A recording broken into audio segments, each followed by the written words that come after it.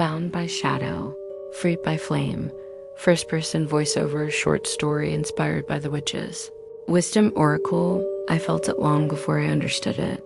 The stillness in the air, the way the house seemed to breathe with me. Something had changed. The mirror no longer showed my reflection, but a shimmer, a warning. Homecoming, they called it. But I knew this wasn't welcome. It was return of something I thought I had already buried. For weeks, the dreams came. Hands reaching through mist. Whispers of names I'd forgotten. I would wake with the scent of smoke and sweat on my pillow. My heart drumming spells I didn't remember casting. They said I was hexed, punished for walking away from what no longer served me. But punishment loses power when truth becomes your weapon. So I gathered what I remembered. The broom, the bowl, the water. I whispered the names of my ancestors into the flame and felt them stir. My grandmother's voice was faint but certain. Cleanse what clings, child. The rest will reveal itself. And it did. The moment the candlelight flickered, I saw him. The man who had once held my heart in steady hands. His smile, sweet as honey, now dripped with deceit. He'd been weaving behind my back, tying knots not of love, but of control. His altar was made of my name, his prayers written in envy. He wanted what was promised to me, my inheritance, my destiny. He thought I wouldn't see, that the glamour he spun would blind me, that I would fade, forget, forgive. But there are some things no magic can silence. I felt the truth rise through my bones like stormwater. I stood before my mirror, water bowl trembling with my reflection. Reveal, I said. The surface rippled and the image fractured. His face, his lies, the thread that tied me to his spell.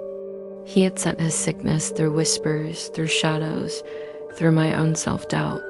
He wanted me hollow, helpless, but I remembered who I was.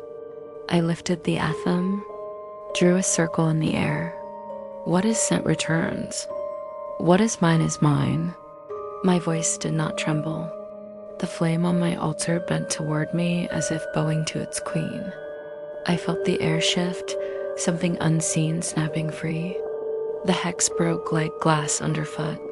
In that moment, I realized he was never the power. I was. He was the echo. I was the storm. His spells, his illusions, they only lived because I once believed in them.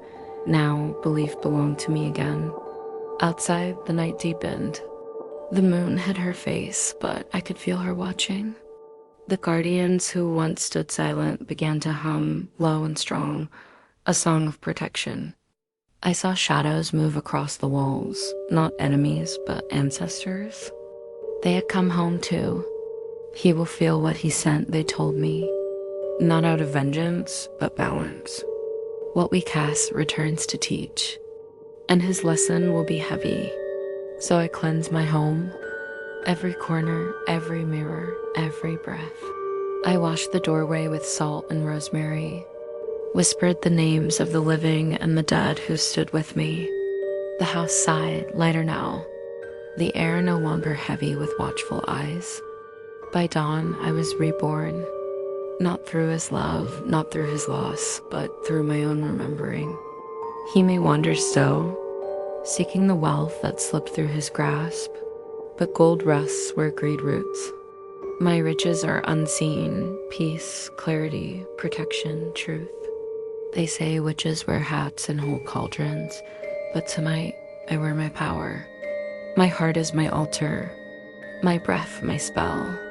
And as the veil thins, I whisper to the wind, not a curse, not a plea, but a promise. You cannot bind what was born free.